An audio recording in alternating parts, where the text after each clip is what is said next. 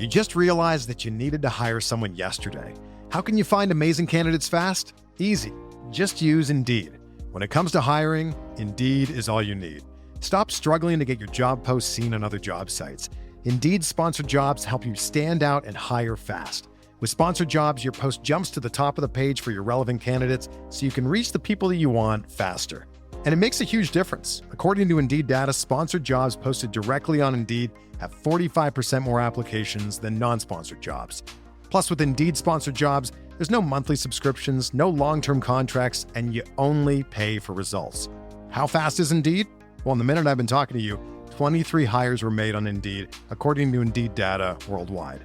There's no need to wait any longer. Speed up your hiring right now with Indeed. And listeners of this show will get a $75 sponsored job credit to get your jobs more visibility at Indeed.com/BWN. Just go to Indeed.com/BWN right now and support our show by saying that you heard about Indeed on this podcast.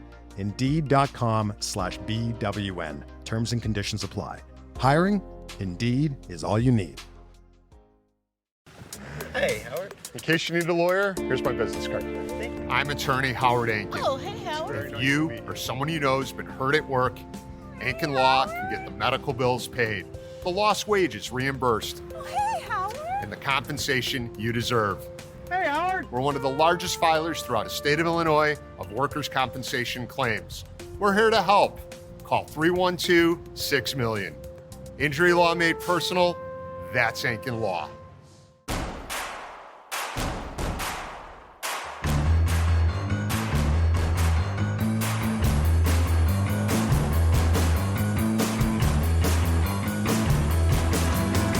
From your favorite source for Chicago White Sox talk, delivering news, interviews, analysis, and more.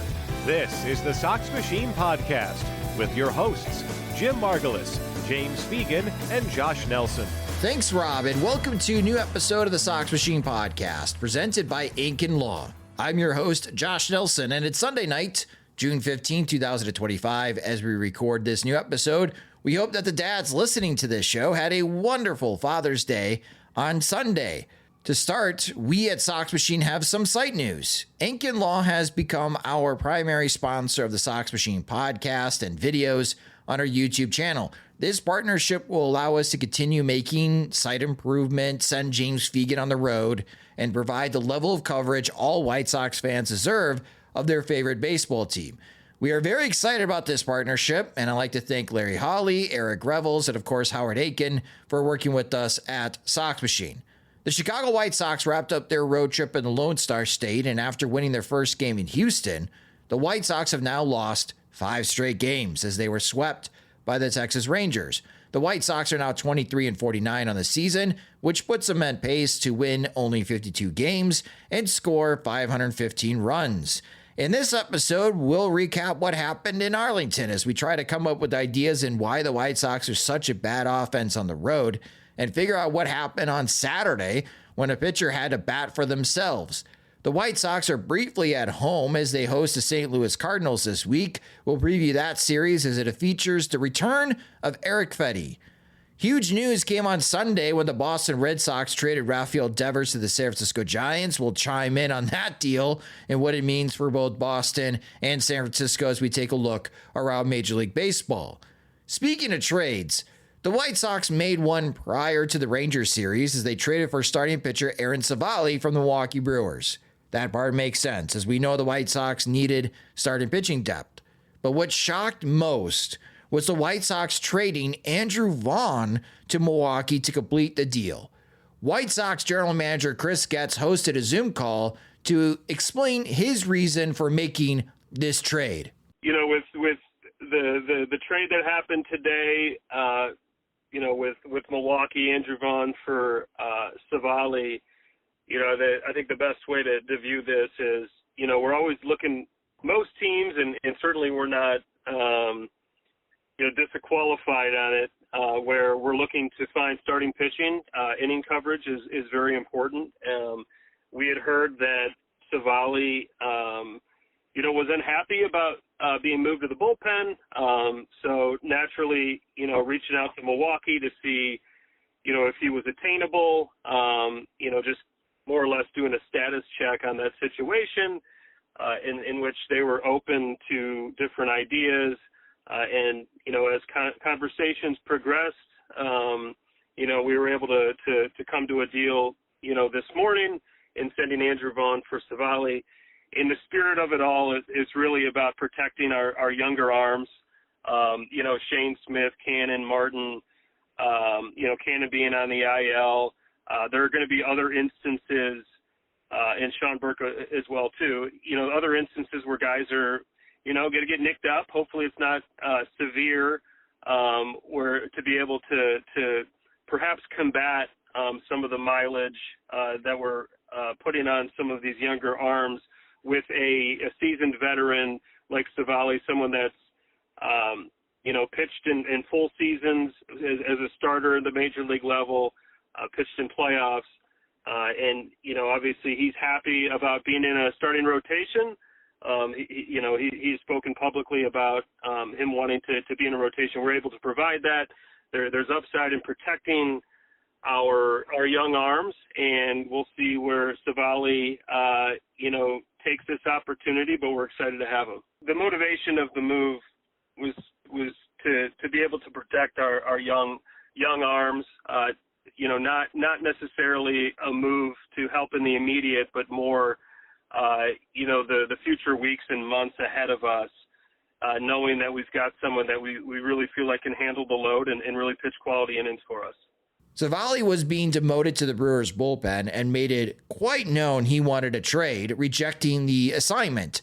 In 5 starts with the Brewers, Civale pitched 22 innings, posting a 4.91 ERA with 19 strikeouts and 7 walks, as opposing hitters were batting .274 against Civale.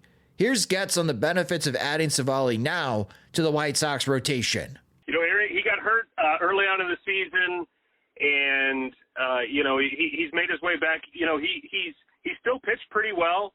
He hasn't gone too deep into games, and I think some of that is a byproduct of kind of their strategy and bullpen usage. He's you look at the quality of this stuff, whether it be his first, second, and third time through the order. We do feel like we will be able to get more innings out of his starts. But most importantly, be able to take the ball, in a rotation, someone that, has done it before, is going to be able to provide bulk innings. And we believe that there's quality innings in there. And I think, any evaluator around the league would agree with it would be nice to have an Aaron Civale part of your pitching staff. And in our case, it certainly, we feel like it will benefit by having him in the rotation for a myriad of reasons. Civale started on Sunday against the Rangers and went 5 innings, allowed 6 hits, 2 earned runs, walked 4, and struck out 4 as he took the loss. The White Sox rotation now looks like Civale, Shane Smith, Adrian Hauser, Davis Martin, and Sean Burke, as Getz shared an update on Jonathan Cannon, who will need a couple of rehab starts before returning to the White Sox. Cannon is doing well, and we expect him to go on a rehab here shortly, where we were kind of mapping that out in the last 24 hours. So, to directly answer your question, the Cannon injury related to this acquisition, I would say fairly unrelated, just because we do know that Cannon will be back here shortly. We have been putting a lot of stress on the bullpen, having to cover a spot in the rotation. But this is an opportunity to get ahead of, issues that may pop up throughout the year. This allows us to give space between starts for some of our arms, skip starts. You look at Shane Smith as a prime example of someone that's pitching at the major league level for the first time. You look at, the amount of innings he has under his belt on the minor league level, let alone we're asking him to go out there on a regular basis at the major league level, to be able to find some spots to space his outings, allow him to recover, to navigate the entirety of this season. Then there's Andrew Vaughn, as his time with the White Sox is over. Drafted 3rd overall out of Cal in 2019 and winning the Golden Spikes Award in 2018, Vaughn played 610 games with the White Sox, from 2021 to 2025, as he had a .248 batting average, an on-base percentage of .303, and slugged .407 with 77 home runs and 293 RBIs. Vaughn's career WAR, according to Baseball Reference, was negative 0.4 and his OPS plus 97, meaning Vaughn was a below-league average hitter during his time with the White Sox. Getz shared his thoughts about trading away Vaughn and where it went wrong. Naturally, and I think there's you reflect back on, why something works or why it may not. I don't want to discount Andrew, and he has been a productive major league hitter at times, to the level of in which the organization was hoping for, or Andrew was hoping for. Perhaps not. He didn't spend a lot of times in the minor leagues. He was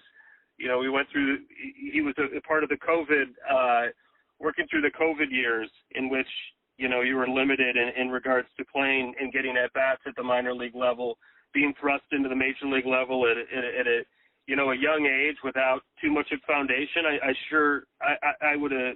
think it's fair to assume that perhaps limited his production at times.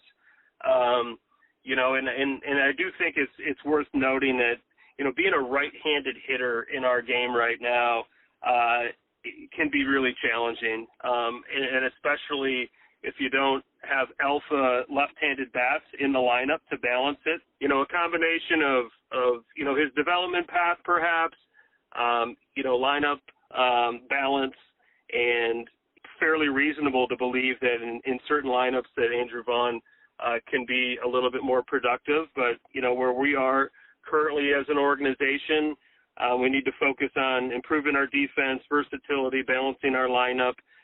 Most importantly right now is protecting our young pitching. With Vaughn traded to Milwaukee, the White Sox latest first-round pick they have in the system is Colson Montgomery, who was selected in the 2021 draft.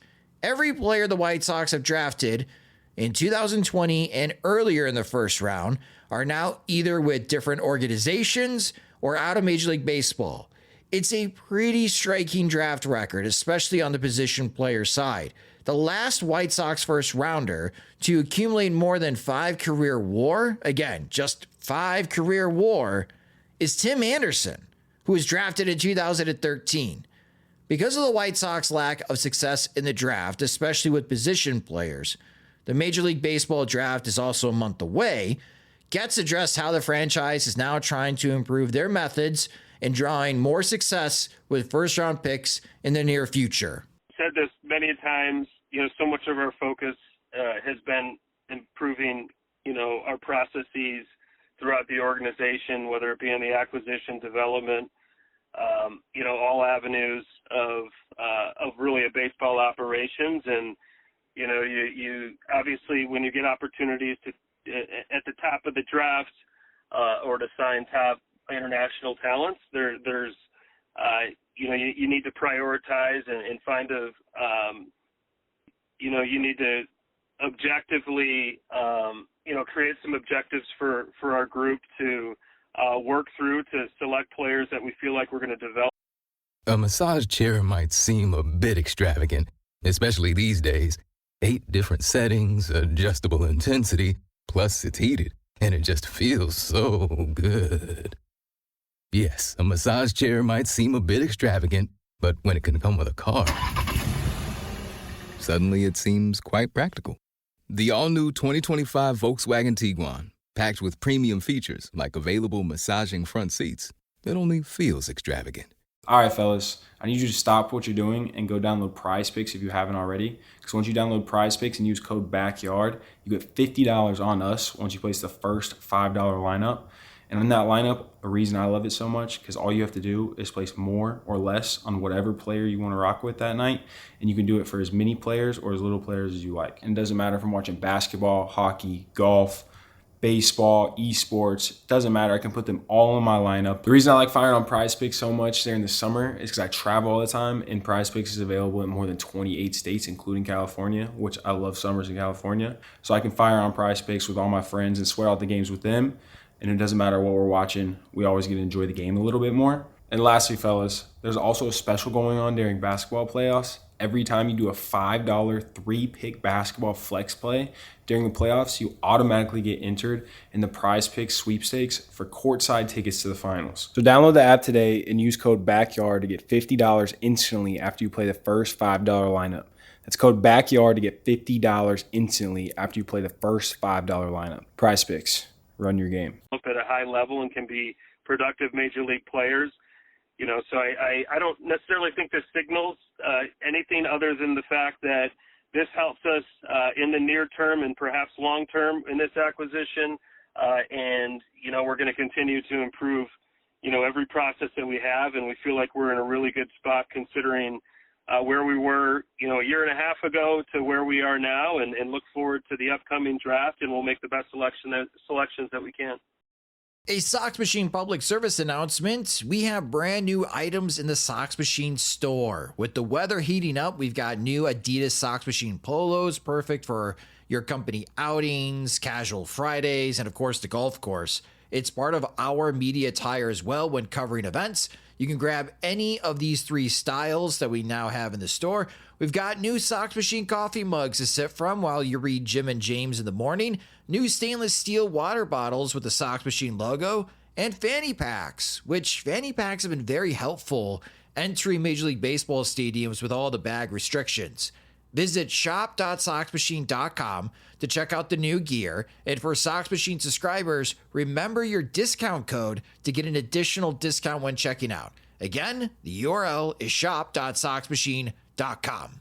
James Fegan is on his way home from Texas. Again, a huge thank you to our Sox Machine subscribers for making that trip happen. Joining me now is the managing editor of SoxMachine.com. It's Jim Margalus. And Jim, happy Father's Day. Did you do anything fun with the family today? It was pretty low key, but we did go to a brewery for dinner that had a Father's Day deal. So they asked if I'm a dad and said, yep, that demon who's running around outside, not in the tap room, but outside. That's mine. And I got $5 off. So worked for me. Hooray! Also watched the White Sox get swept. That was also my gift, is guilt-free White Sox viewing, or just whatever sounds you hear coming out, you're not responsible for them. So always nice. Oh, yes. Well, again, happy Father's Day to all the dads listening to this. I hope you all had a wonderful Sunday. The White Sox. So we just heard from Chris Getz, the beginning part of this podcast, Jim, explaining his rationale and thoughts about adding Aaron Civale and trading away Andrew Vaughn. And that's the big thing from our perspective as far as covering the team. We've been covering Andrew Vaughn all the way from my draft coverage, watching his junior year at Cal until he was demoted and sent to Charlotte. And we still kept an eye on how he was doing down in AAA with the expectation that maybe we would see Andrew Vaughn soon. Not the case. You might see him soon, because it sounds like he's going to be joining the Nashville Sounds with the Milwaukee Brewers organization.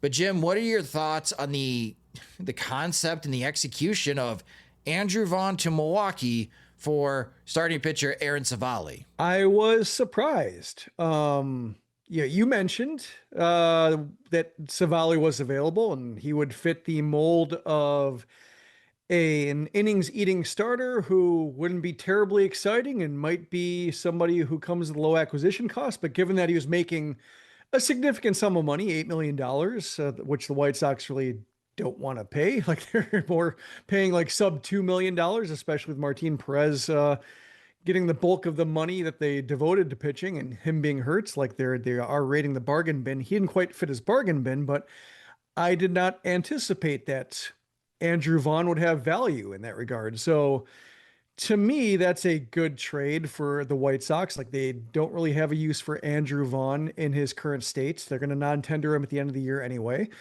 So why not get a guy who might be worth something at the end of July, because he's been traded the previous 2 Julys.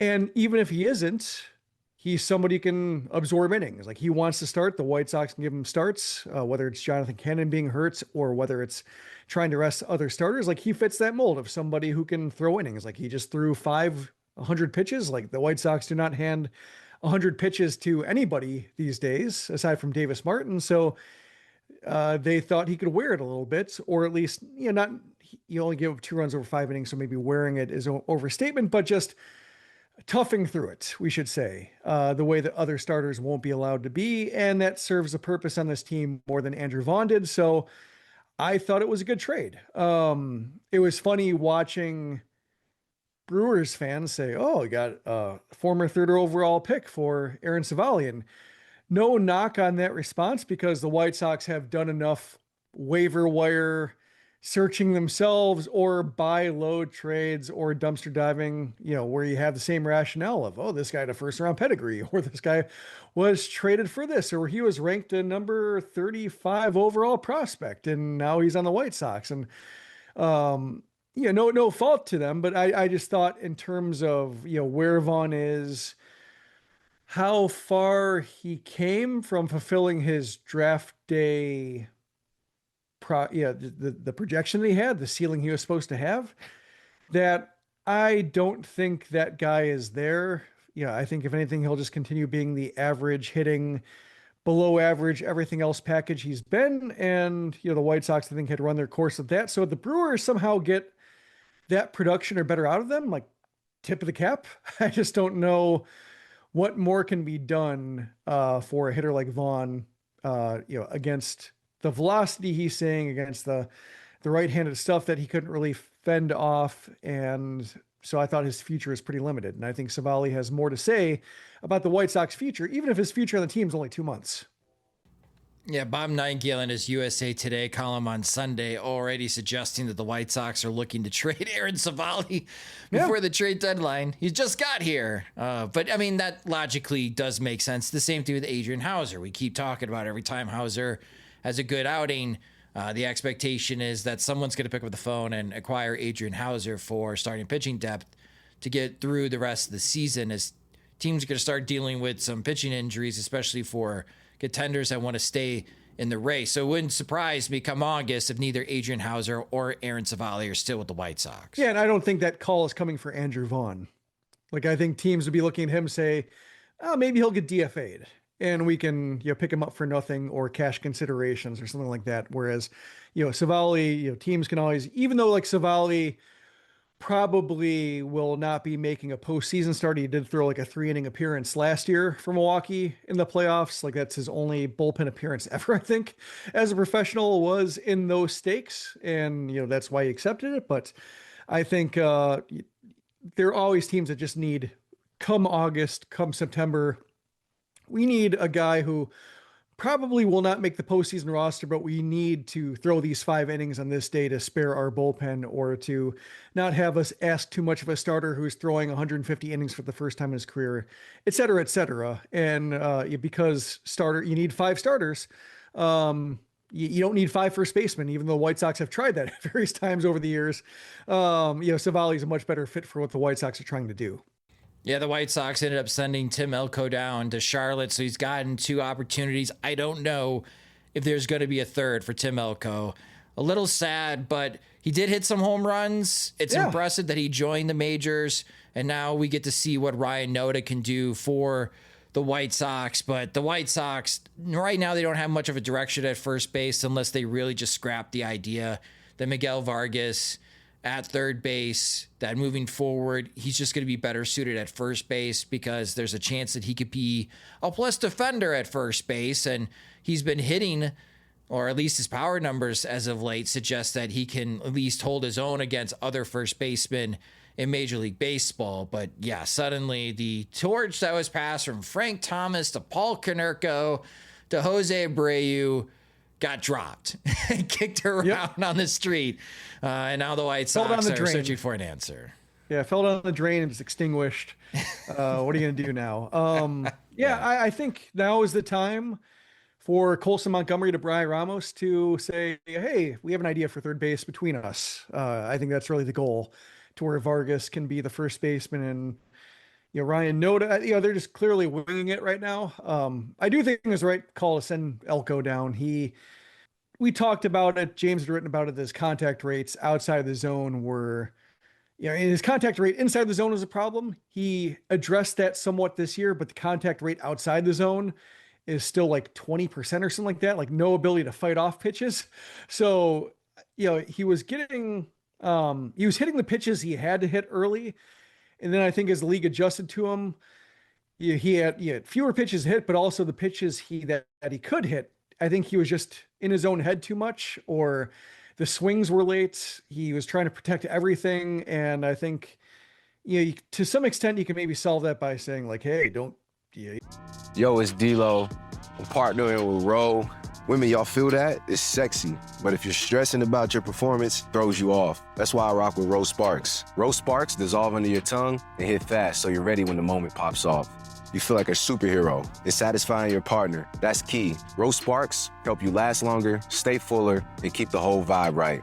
When prescribed, new patients get $15 off their first order. Hit up ro.co/backyard and to see if Ro Sparks are right for you. That's ro.co/backyard and see if Ro Sparks are right for you. Compounded drugs are permitted to be prescribed under federal law, but are not FDA approved. Do not undergo FDA safety effectiveness or manufacturing review. For full safety information, go to ro.co/safety info. You don't have to worry about striking out 45% of the time because you're going to do that anyway. Just look for these pitches in the zone. And if you have ugly swings, they're going to be ugly swings anyway. Just a matter if they're way off or late. So pick one. But yeah, I could see him maybe getting one more shot in September or something like that if he continues to mash in AAA, just to put it to rest more or less.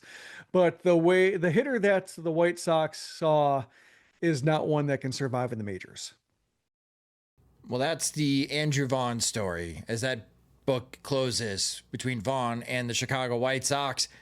And the White Sox this weekend, they get swept at Arlington, losing 3-1 on Friday, lost Saturday in 11 innings, 5-4, lost on Sunday 2-1. So that's back-to-back losses by a run. The White Sox are now 4-19 in one-run games in 2025. As the Texas Rangers, in a previous podcast episode, when we previewed this series, we mentioned that the Rangers are one of the best starting pitching staffs in all of Major League Baseball. When it comes to pitching at home, the bullpen is also very strong. Together, they had the second best ERA at home this season. Texas could definitely pitch, and they showed that, limiting the White Sox to just 6 runs over the 3 games. But Jim, I was having Father's Day dinner with my father-in-law, Roy. We went to Gina and Giorgetti Saturday night. I'm having a wonderful steak dinner. And you and James are texting back and forth at a feverish rate. The Sox Machine... You're supposed to mute that when you're at Gina and Giorgetti. The Sox Machine Veterans Committee is just a pool of confusion. I can't keep up with what's going on Twitter. So, Jim, explain to me what happened Saturday night as the game went into extra innings for the White Sox. Why is a pitcher hitting for themselves in extra innings? I think 3 reasons. One, it was a bullpen game. It's hard enough to go 9 innings in a bullpen game, and that's probably one where, it's a bullpen game against Jacob deGrom. We're only going to have to cover 8. We're not going to have to worry about the bottom of the 9th. We will hope to lose 6-2 or something like that and consider, all right, we crossed that day off the calendar. And instead, they get to the 9th inning and then the 10th and the 11th. So, that's one reason why they were short. Another reason is that they have 2 catchers in the lineup with Kyle Teel and Edgar Carroll both getting at bats. That's going to be the regular arrangement. And so when Venable replaced Carroll with Brooks Baldwin as a pinch runner, that was a choice. He could have maybe not made that choice, but Brooks Baldwin barely scored on that single to right field. Edgar Carroll does not score on that hit the way it was laid out. Perhaps butterfly effect, it's a different hit because Carroll was on the base paths versus Baldwin, but the I guess outcome that Venable was planning for happened. We're going to need Baldwin's speed, and Baldwin barely got in ahead of the throw. So, that was why they lost the DH. And then you had a bunch of outfield changes, Benintendi tweaking wrists, Slater coming in, Michael Taylor coming in to hit for Ryan Noda and delivering a game-tying double. So, that's a case where, he used his last bench bats and it worked out. So, the 2 cases where he didn't have to replace somebody but saw better potential. Like it worked for him. Baldwin pinch running and Taylor pinch hitting, but then the extra innings happened. And, Chase Mydroth striking out with the pitcher on deck. That's a case where like, oh, that was your last bullet. And then Tyler Alexander has to hit. And Tyler Alexander's 2 appearances. One was made after showing up during the game and not knowing any teammates after an Uber ride from Milwaukee. And then this one he has to hit for himself. So he does not know what normal is, but yeah, the fun thing in terms of like a full circle moment for James was that Tyler Alexander should have been the Manfred man, the zombie runner at second base. And he didn't have to run because pitchers don't have to run for themselves. And that was where James gained some national notoriety for being the one who informed Tony La Russa post game that the rule said that Liam Hendriks did not have to run for himself. And La Russa made that mistake and nobody overrode him. And that still, I think, is opening for his score segments because it makes for good audio.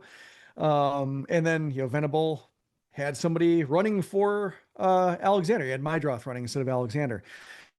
So that was basically the reason why Alexander hit a hit for himself and the reason why the game went 11 innings. But the thing that jumped out to me is it was a booth of John Schriffen and Gordon Beckham.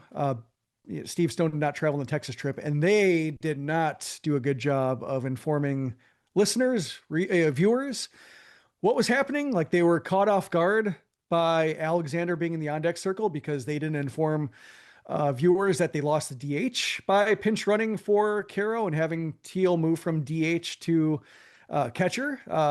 They were not ready for that. And then they were not ready for perhaps, I'm guessing if Steve Stone is there, he remembers Liam Hendriks running for himself and is able to say, when Schriffen says that Alexander's going to be the Manfred man, Stone would be able to say, no, actually this came up in a Sox game 4 years ago and this is what happened. And instead Beckham was not around for that. And they're both speculating on what's going to be like with Alexander running bases. And then Mydroth takes the field. So it was, Schriffen's been better this year. I think he's gotten used to some things, but this was a case where like it is esoteric knowledge. Like, I think maybe you don't say like the guy doesn't know ball because this is a case where if you did not live through the Liam Hendriks incident that, perhaps some fans of a team they're watching every day would not know that particular wrinkle of the extra innings rule. But whether it was him or Beckham or the producers, like they were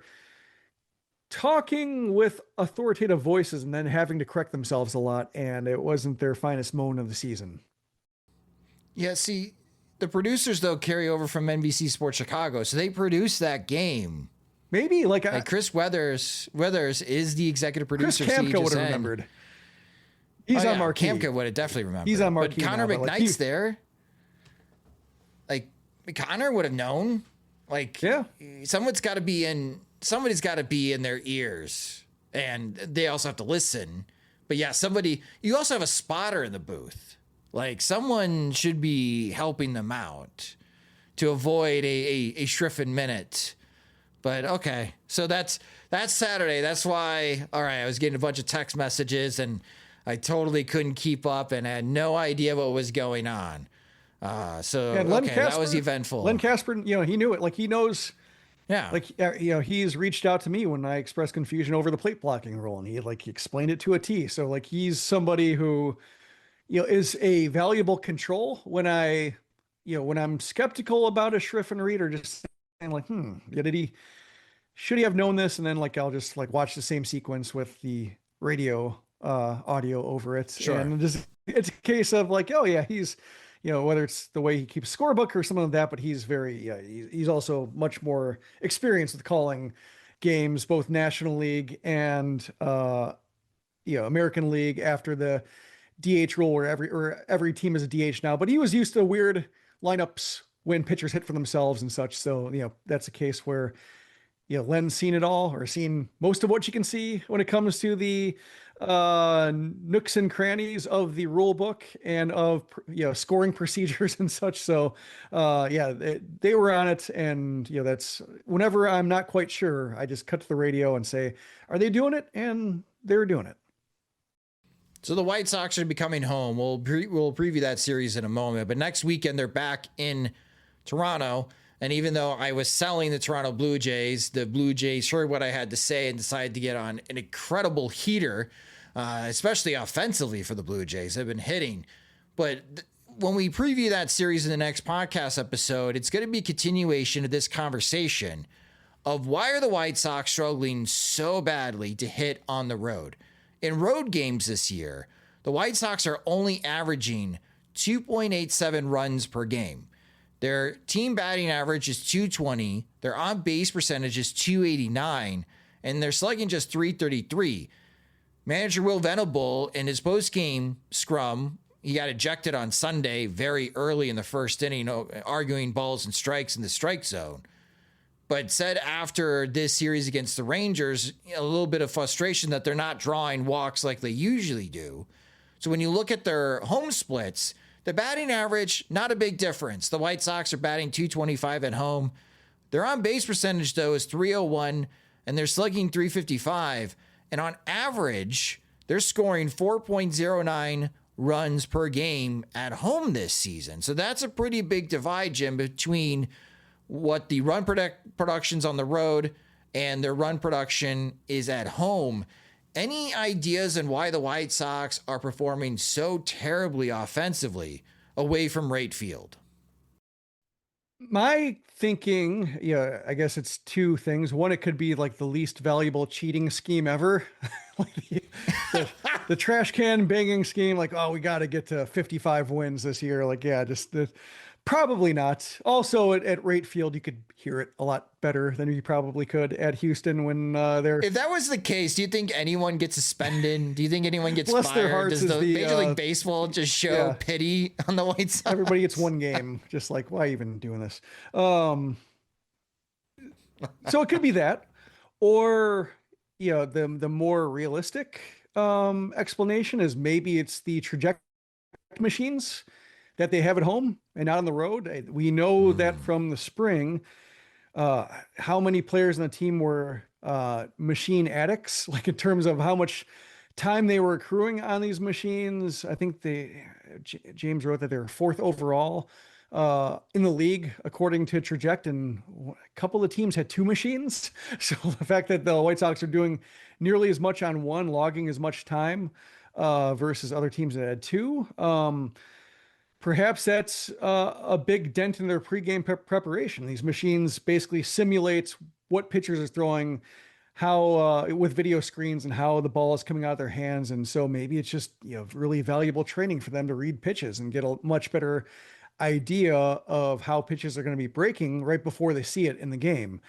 So, when you look at the way they struggled against Texas, just basically being shut down until the bullpen came in and then finally starting to sequence decent at bats, aside from the 1 inning against DeGrom, that was a minor miracle. That's really my leading thought, is that the machines that they have at home and are too complicated to break down and bring, with you and set up elsewhere. Like, they basically have to be stationary machines. The White Sox, given that they are a bunch of fringe players who, starters might not be starters on other teams. The bench players might be on other teams' AAA rosters. In order to maximize their talent, like, they have to log the time they're logging, and maybe it pays off at home, but when they have to go on the road and they don't really have that, and they're trying to figure out how to, they maybe look more lost than they would having this fresh simulation ahead of them right before the game. That's really the only, aside from like sample size, weird aberration, which you can always do after like 70 games, split in half, which could very well be the case. If you're looking for a reason, potential explanation that's not that would be my best guess. Now, the White Sox are not a very good team on the road this year. So the more home games that they play, the more hope that they will instill in us that things are getting better. I mean, we were trying to be optimistic in our previous podcast episode after the series against Houston, where they played the Astros tough. And in a way, they played the Rangers tough. It's 2 one-run losses. In the first game, they only lost by 2. So it was a close series for the White Sox, but they're still swept. It kind of follows suits this weekend around Major League Baseball. 9 teams were swept this weekend, which is crazy to see that many sweeps in one weekend. But yeah, the White Sox are now 4-19 in 1-run games. They got to figure that out. and they got to figure out how to score more runs on the road because they're not a very good offense to begin with. They're really not a good offense on the road. And the more road games that they play, the more it's going to help me with the steak dinner bet. But I'd like to see a little bit more offense from the White Sox. But again, the next 3 games are going to be at home. And that home series is against the St. Louis Cardinals as they visit the Chicago White Sox this year. Next year, the White Sox will be visiting St. Louis. The Cardinals this year are 2 games above 500. They're 37-35, currently tied for 3rd place in the National League Central. They're 7 games back of the Chicago Cubs for 1st place in the National League Central. They are 3 games back of the wild card. Their streak, they lost their last game, but they have been cold. In their last 10 games, the Cardinals are 3-7. They're not a good road team either. They are 15-21 this year away from St. Louis. Offensively, runs per game, the Cardinals are averaging 4.55 runs per game. Their team OPS is 717, but they're doing most of their damage at home. Away from St. Louis, their team OPS is 673. Pitching-wise, the starter ERA ranked 19th in Major League Baseball with a 4.12 ERA. The White Sox starter ERA is 4.01, so the White Sox have the advantage when it comes to starting pitching in this series. The bullpen ERA for St. Louis is better. They have an ERA of 3.87. That's good for 15th in Major League Baseball. The White Sox are 22nd with the bullpen ERA of 4.28. Your pitching probables for this series, Tuesday night, 6:40 p.m. Central Time. Left-handed pitcher for the Cardinals, Matthew Liberatore, against right-handed pitcher Shane Smith. Wednesday night, Sonny Gray will be taking on Sean Burke. And on Thursday, this is Juneteenth, as the game starts at 1:10 p.m. Central Time. Old friend Erick Fedde returns to face Adrian Hauser. And Erick Fedde returning, Jim. This gives us an opportunity to revisit the trade that was lamented last year, really looked bad when Miguel Vargas was struggling as poorly as he did. Tommy Edman and Michael Kopech were helping the Dodgers win the World Series, and the Cardinals, And as far as production from Erick Fedde in that deal. But now where we are and what we've seen from Miguel Vargas, and the Dodgers are still good. Michael Kopech has finally returned from injury. And Fedde this year is 3-6, but he's got a 3.65 ERA. His FIP is 4.14. However, he's only worth 0.7 WAR, according to Fangraphs. How do you view this trade now based on the production we've seen in 2025? It's better than it looked last year, both at the nadir of Vargas's struggles in the second half, but also even at the very onset of the trade when you realize, like, oh, is that it? Like, it's better than it looked. However, I think it's really probably close to the best case scenario, which is one of the drawbacks of the trade. Like, the best case scenario when you trade for a guy who's out of options and you don't know exactly what his position is, and then one guy who's got a broken leg and is still struggling to string together consecutive games in the complex league. Like, Alexander Albertus has barely played this year, and it's, if you have an A-ball prospect who's already fringy and then his leg doesn't work, like, that's a hard way to go about starting a career, and it's taken a while to get going even now. Perez is having a decent year in Winston-Salem, but has some flaws in his game. Doesn't look like anybody can pencil into any future lineup. It looks like a 1-for-1 trade. And I think that's really been the disappointing part of that deal. Like, that's the same thing with, like, the Dylan Cease trade, is that the Dylan Cease trade, when you look at it right now, and like Drew Thorpe before the injury was treading water, but like Iriarte had slid backwards. Sammy Zavala had not really taken a step forward from his prospect days in San Diego. So it's like a 1-for-1 trade. You're trading Dylan Cease for a slightly less effective, but more cost-friendly Dylan Cease. And it's good. Like, it's time shifting. It's helpful, but it's not a way to transform the roster. You want to try to build up like the number of assets you have. And so to go, take Erick Fedde and then Michael Kopech as well. Tommy Pham, I think, was, not going to have a whole lot of value on his own, but I think the way Kopech pitched in his last week, finally saying, oh, he's getting off his fastball, he's throwing a cutter at least a little bit, and getting fantastic results. And the Dodgers were like, yeah, we'll take that. Makes all the sense in the world that the Dodgers would take it. But that the trade value package was so light for Fedde, who's still like a good starter these days, And then Kopech, who was a very low stakes lottery ticket, not even like high risk, high reward. It was like low risk, high reward with like a decent floor outcome of like, oh, here's a 6th inning reliever we can use, if nothing else, for our bullpen. And to get, Vargas back, who's hitting well, like that helps. It's just the rest of the package right now, the way it's not really supplementing it in an exciting way is, I think, the bigger drawback. So I would say Getz has survived the trade in a way that it didn't look like he was going to, in a way that like he might not with the Dylan Cease trade. But we've seen his trades improve since then. So I think that's what, you hope it's a learning experience. And the learning experience was more of a close call than we cannot afford to blow that asset the way that we did. Well, with the White Sox performing so much better at home this season, and with the Cardinals struggling on the road, I wonder if the White Sox are going to extend the Cardinals' woes in this 3-game series Tuesday through Thursday, Jim. For some reason, maybe it's misplaced, but I'm confident that the White Sox could win this series, which might draw another team meeting for St. Louis, who lost their series last year to the White Sox and immediately called a team meeting. The Cardinals were not that far away from the Cubs in the National League Central not that long ago, 2nd place.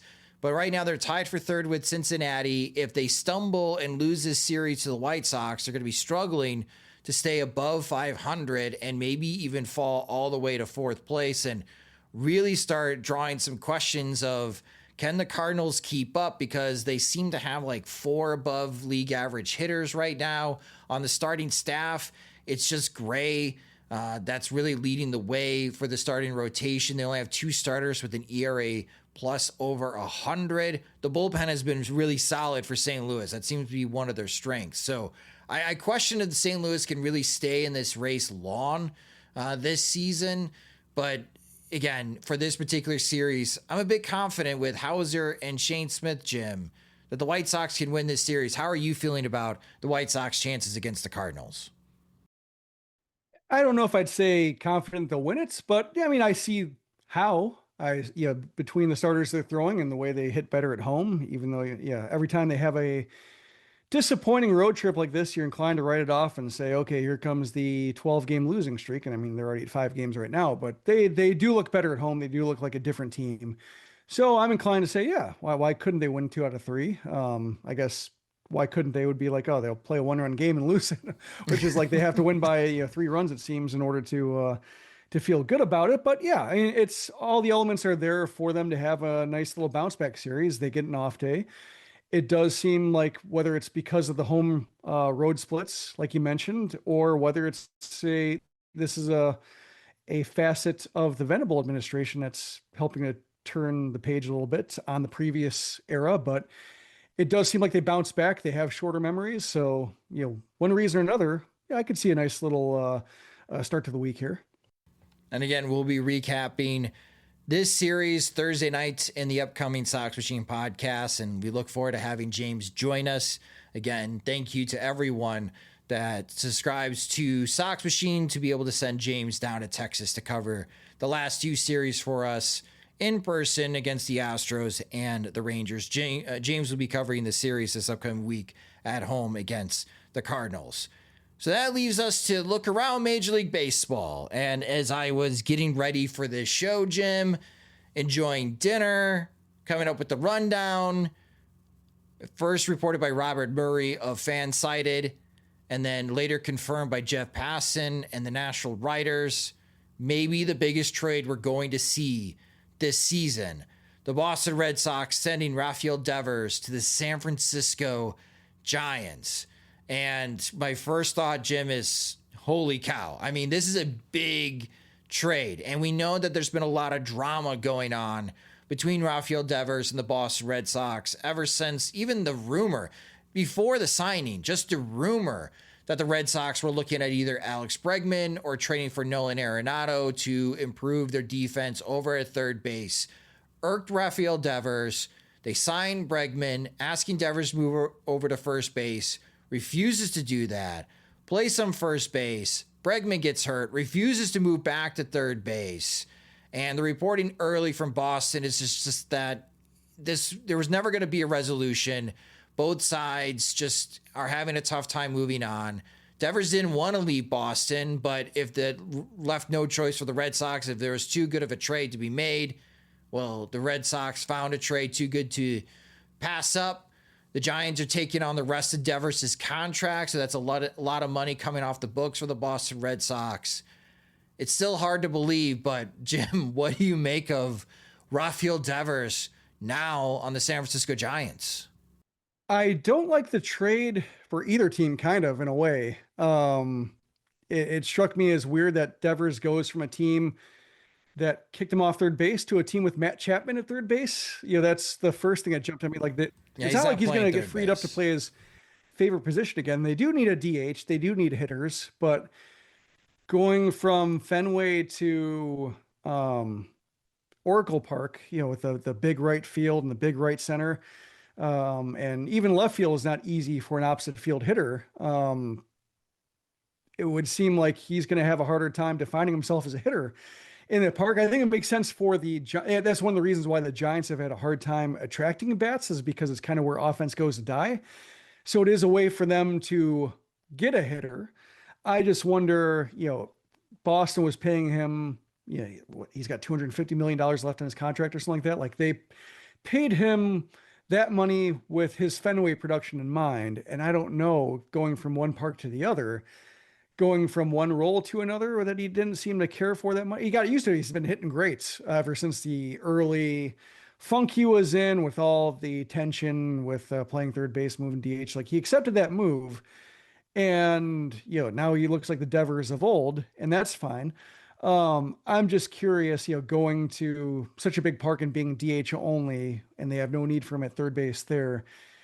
Is that the best move for the Giants and him? But, on the other hand, with the Red Sox, like another hitter, they're kicking out the door and then, saying bad things about, they're already smearing him as they're going. And they knew before, as they're looking for a third baseman, they didn't want to move. Like they invited the drama, they got the drama, and then they're sending him out and saying like, oh, that guy's all drama, when, all he did was hits. And, they're leading the league in errors, even though Devers has been DH. Like I can understand Devers saying like, I haven't been the problem here. Why do you keep pointing fingers at me? So it's, and one thing I've always wondered about, or not always wondered about, but like the last few years with Boston being a little bit disappointing and going through the front office changes, and like Alex Cora being like a fixture there. And, Cora has been kind of managing an underachieving team this year, and, a fundamentally poor team. And he doesn't seem to get any heat. So I'm curious, like how good he is at like having, playing that Boston media game where if you give him stuff, you're a favorite. And if you don't, you just get crapped on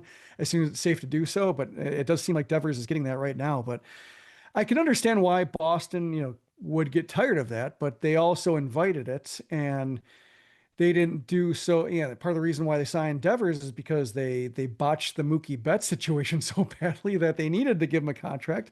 And then Devers was, at least in the early years of it, producing like you think he would, and then they still get rid of him. So, that doesn't seem healthy on that side either. So it seems like a mess, or it seems like a mess on Boston's part. It seems like a potential mess the Giants are inheriting. Like they're taking a risk to try to get some offense. It could work out splendidly for them. Like I'm not ruling that out. And based on their difficulty getting bats, I can see why they take this chance. But it's bold. I'll put it that way. And I guess the other thought I had, the last thought, the overarching thought, is that when it comes to the White Sox not signing a $100 million deal, or especially like with the Bryce Harper thing, with the Machado thing, on and on and on, it's like there are always ways to get out from under it. As bad as you thought like Devers' contract is, like they got out from under it. Yes. They were able to trade him.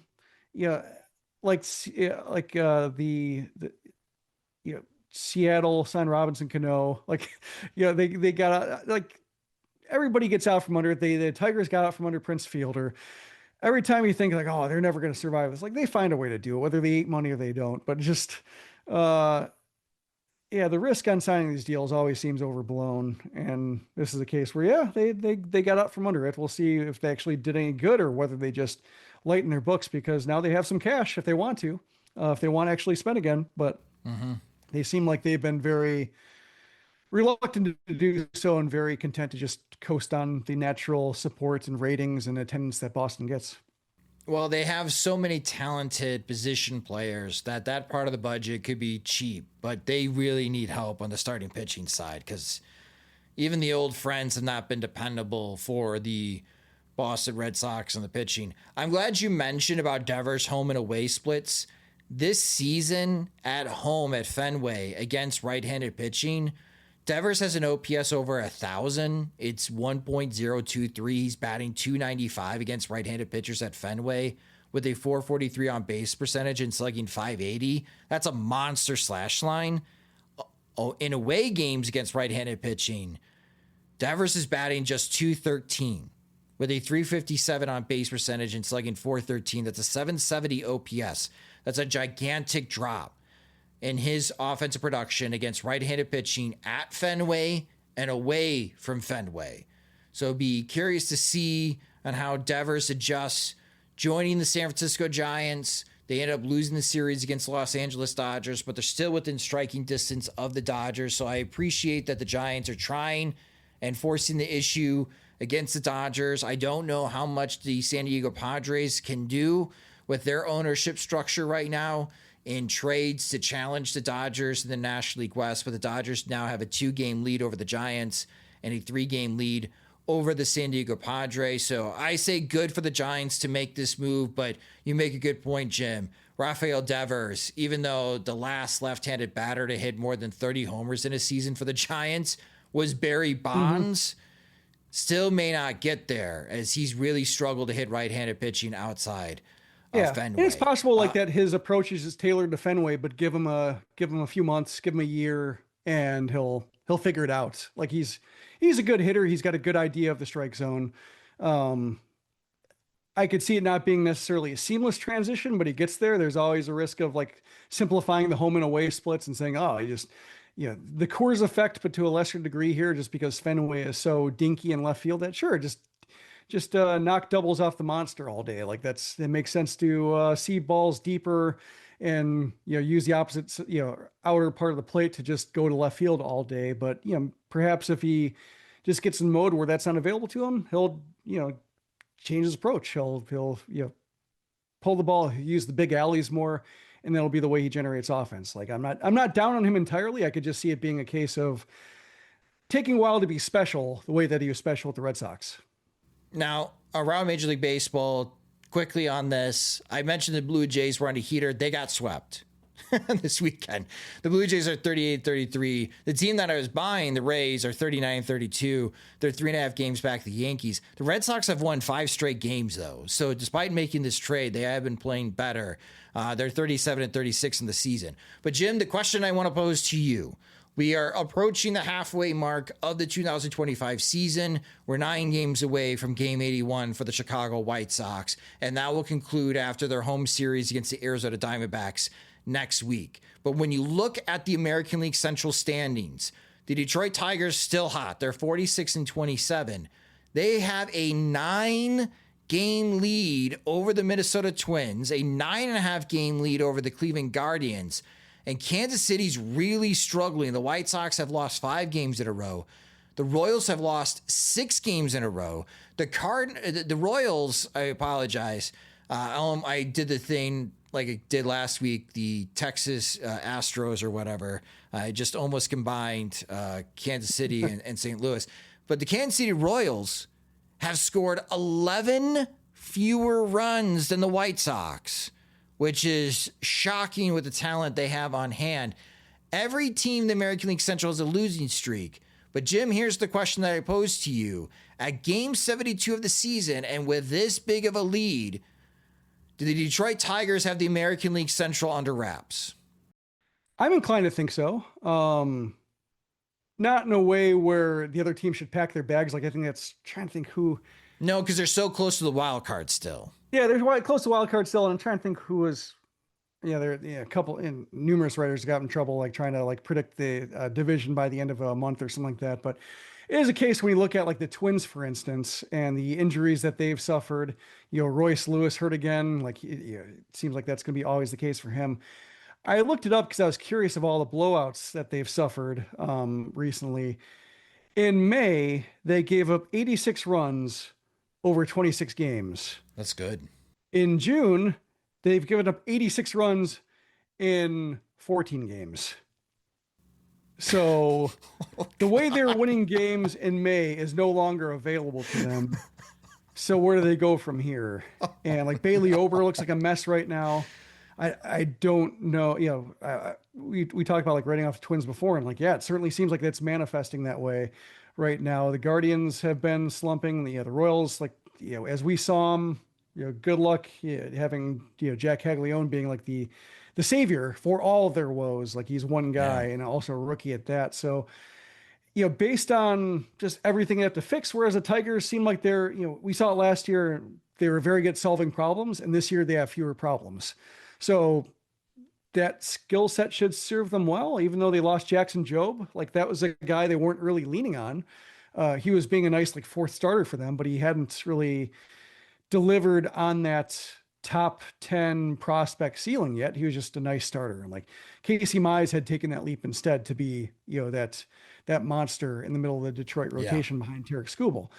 So with that in mind, like, they look pretty solid on both sides of the ball. And if they wobble, like they have ways to compensate that other teams in the Central don't. So I'm inclined to say that the Tigers, it can't quite coast, but I don't see, and based on the way they're playing right now, I'm really curious what the deadline strategies will be for the other AL Central teams, how aggressively they add or whether they don't. But like that could be a case where, almost like in 2021 with the White Sox, they built that big lead up and no team mounted a challenge and they just kind of coasted.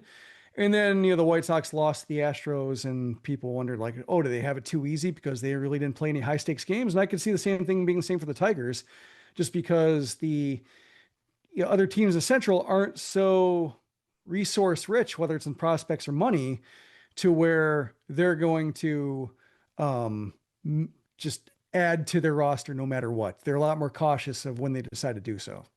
Yeah, the Tigers still have the best record in all of Major League Baseball. They're ahead of the Yankees right now for the best record in the American League. So the season were to end today, the postseason of the American League would have to go through Detroit. I am with you though, Jim. I wonder what the strategy is for the Tigers as we get closer to the trade deadline, because if you're a Tigers fan right now, why not us? Mm-hmm. Why not the Tigers to win the American League pennant and challenge the Mets or the Dodgers or maybe even the Cubs in the World Series, because the Cubs have been playing really well. Like, it's a different conversation in the National League. The Cubs have to be serious about building a team that could take on the Mets and the Dodgers head to head.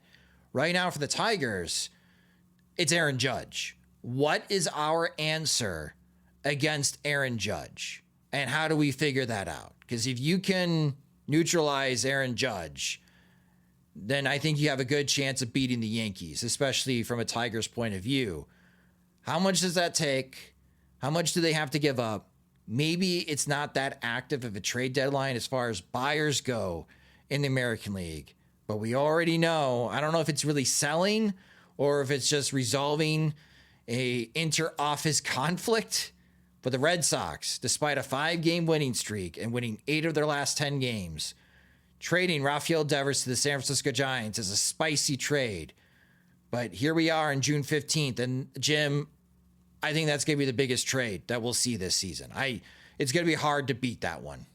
Certainly, just the sheer money involved and Devers' stature in the game, and also the impact that he could make for the Giants. Maybe we're skeptical of just how cleanly it'll translate, but yeah, the Dodgers are gettable. I mean, their offense is not gettable. Their offense is incredible, but like the pitching staff, like in a short series, with the way their pitching staff is always hanging together by a thread, adding a bat to try to almost like the exhaust port in the Death Star. I mean, like that's the way to do it, is like blowing up their pitching. And making it impossible for Dave Roberts to stitch together like 6 innings of bullpen work 3 games in a row. Like that's the way to beat them. And so it makes sense for the Giants to add a bat, and it could very well be the case that Devers is the best bat available no matter what. Yeah, I think the only possible hypothetical trade is if Pittsburgh's serious about trading Paul Skeens. And I don't see that happening unless they just really want to royally piss off their paying customers. But that will do it for this episode of the Sox Machine podcast. Again, huge thank you to Ink and Law for presenting this episode and partnering with us at Sox Machine. Greatly appreciate their support. If you just discovered the Sox Machine podcast, you can subscribe to the show wherever you listen to podcasts, such as Spotify and Apple Music. You can check out our videos as well at youtube.com/Sox Machine. I'll be grabbing some film on the off day on Monday from the College World Series of draft prospects.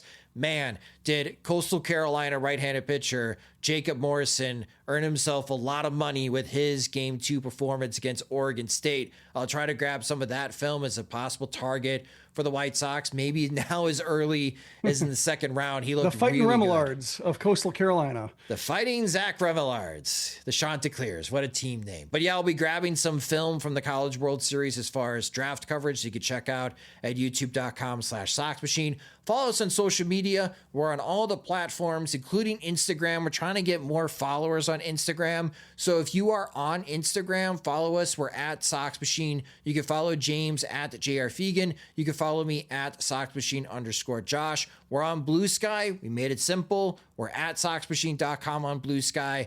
James is JR Fegan.SoxMachine.com. I'm Josh.SoxMachine.com. If you enjoy our work and want full access to all of our coverage of the Chicago White Sox, Major League Baseball, and the Major League Baseball draft and the White Sox minor leagues, sign up at SoxMachine.com. Monthly subscriptions start at $5. That gets you full access to all of our coverage and unlocks the comment section, ad-free version of both the podcast and the website as well. We have additional tiers of support. You get discount codes in the Sox Machine store, and we also have some spots open at our Veterans Committee, which gets you into the group chat and direct access to Jim and James, especially with the trade deadline coming up. Lots of draft, also gossip and rumors that I'm passing on as well from what I'm hearing from scouts and other analysts leading up to the draft next month. So if you're interested in getting more, you can get more by signing up to become a Sox Machine subscriber at SoxMachine.com. The Sox Machine podcast is a production of SoxMachine.com, your home for all things Chicago White Sox baseball and part of the Blue Wire Podcast Network. Alongside Jim Margalus, I'm Josh Nelson. Thanks for listening and watching.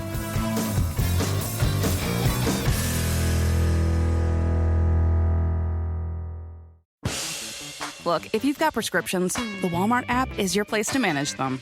Transfer your scripts, refill them, and have them delivered straight to you. Migraines managed. Allergies alleviated. Dermatology, Derma delivered. Ding dong. Is that your pizza? Nope. Walmart pharmacy delivery with a refill. Switch to Walmart and manage your prescriptions in the app. The Walmart you thought you knew is now new. Delivery not available for all prescriptions. Exclusions apply.